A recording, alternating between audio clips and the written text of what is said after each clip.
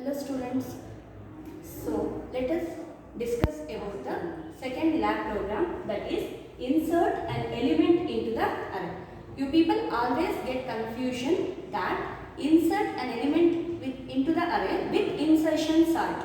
Don't do that. Insertion sort is a fourth lab program and insert an element into the array is your second lab program.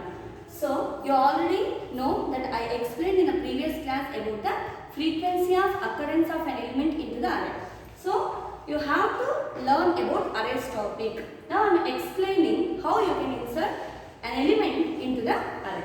First we have to assume an array. Suppose assume array A. We take array name as A. A is an array into which I am going to insert elements.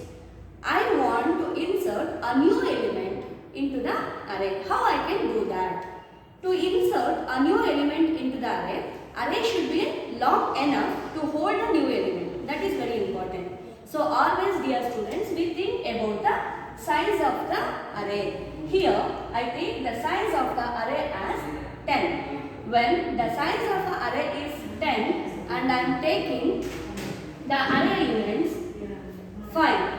What is the length of the array here? 5 elements. 5 elements are already there in an array and I am trying to insert a new element into the array. Suppose my new element, that is ELE. What I will take? What is not here? That element I will take. I will take element number 50. I want to insert a new element 50 into the array A at some particular location. What is that some particular location is also important. I take that variable as POS and the POS, if I take it as 2. So this is the requirements. These are the inputs required. What are required? One is array with a long size which is capable of holding a new element also into that. Second one is what is the element to be inserted. What is a new element to be inserted, at which location to be inserted, at which position it to be inserted. So with this introductory, you can start with the program, that is, I am trying to explain you a logic only. A complete program I will explain through a PowerPoint presentation. Okay. So see here, this is array where I am going to place element 5 at the location 0, element 2 at the location 1 or position 1, element 8 at position 2, element 10 at position 3, element 15 at position 4. Now my interest is to put 50 at this position. How I can put element 50 at this position when already the element 8 is there? So I have to replace it. I have to move 8 to the next location. That is the logic behind the program insert an element into the array. How you can insert an element into the array? You can able to insert a new element into the array only by replacing, by moving the already existing element to the next locations, next consecutive locations. How? So I will tell you the element 8 to be moved here. So element 10 will be moved to here. So here when 8 comes, 10 will be moved to the position 4 and a new element will come and resides at the position 2 and whatever here, that is element 15, will move to the next location, that is F5. And here you have to observe one thing, dear students, that is the size of the array increases from n to n plus 1. So the size of the array incremented from n to n plus 1 and a new element will be placed at the location 2. What is the logic behind this? That we have to explain. So first is you will accept the elements and all, and then you have to check what is the POS we assume. If your POS is equals to 50, you want to insert a new element at location 50. The array size is 10. Is it possible to place the element at location 15? No, it possible. So that first thing is ruled out. If your P position is greater than the size of the array, then what is the statement to be printed? Not possible, invalid input, or else only you can get into the program. How you can insert a new element into the array? It is not possible when there is no space in the array to insert a new element into the array.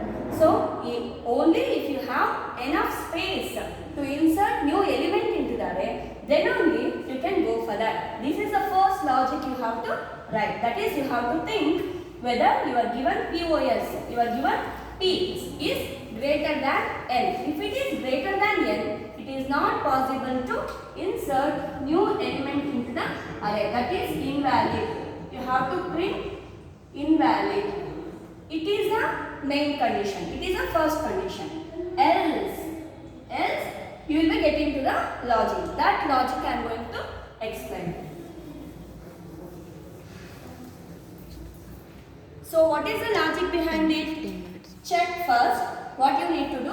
For all the elements, from else part I am writing, for all elements, but starts from P. It has to start from P. Why it has to start from the R? It has to start from the ending element. How?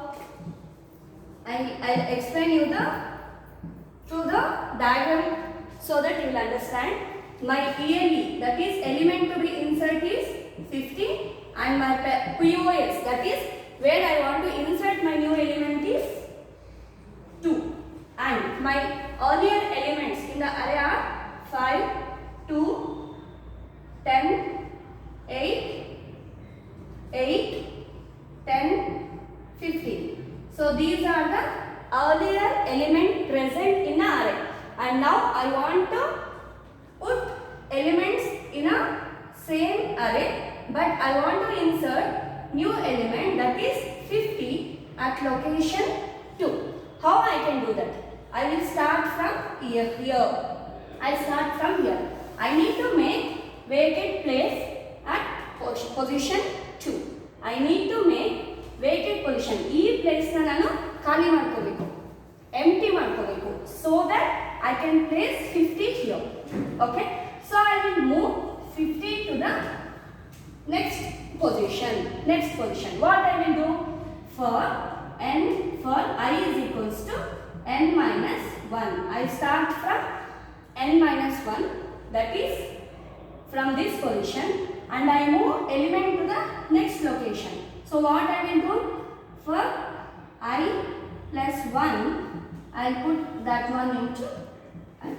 For all the elements which are in I, that is in 4th location, I place that to the 5th location.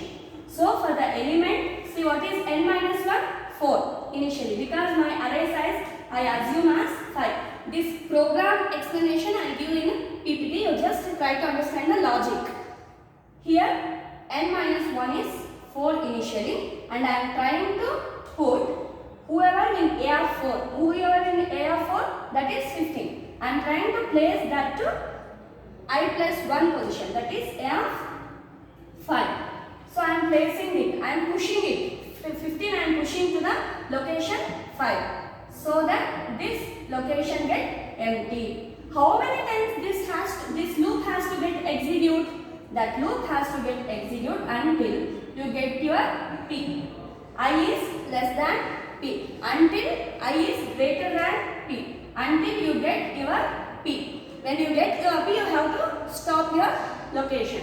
Here we are using I minus minus. This one is very, very important, students, because we are coming backwards. We are always, while inserting elements into the array, we go for I plus plus.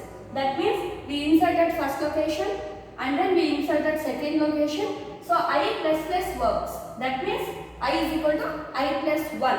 Initially I value is 0 and then 1 and then 2, like that. But here we are doing I minus minus. That means we are coming back. Initially a 4th position element moved to the location 5. Then it will come here. As we have I minus minus, the value 4 decremented to 3. So now my focus is to move the element which is at location So 10 will move here. 10 will move here because this condition not yet satisfied, and the same happened here. Whoever in A of I now 3 and here 4. So A of 3, who is that? 10. 10 is shifted to location A of 4, and now I am trying to move the element 8 to the next location. That is, when I minus minus happen, this will become 2. This will become 2 because 3 minus 1 is 2, and then 8 comes here, and this location will be empty. When our particular location will be empty, at that condition I put my ELE. My ELE, to whom I will going to place my ELE? What is the variable I took for P? Position P. So I take P. This is the logic. So what happened? Initially our array is of this much size. Now it becomes 5. So your n becomes n plus 1. This is the only compute part you have to understand. First is n minus 1. From n minus 1, from the last position, you are trying to push all the elements towards the end. From A4, you are placing element to A5. From third location, you are placing element to fourth location. From second location, you are placing element to third location. When all the pushing over, then you are going to place ELE to the particular position. What is value of P? 2. What is ELE? 50. So that element gets stored at location 2. This is the logic behind it. When all these things happen, what happens?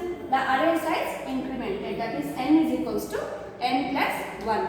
With this explanation, I will give you a PowerPoint explanation for the complete program. I know you people know how the logic works means, so that you can understand the program. Thank you.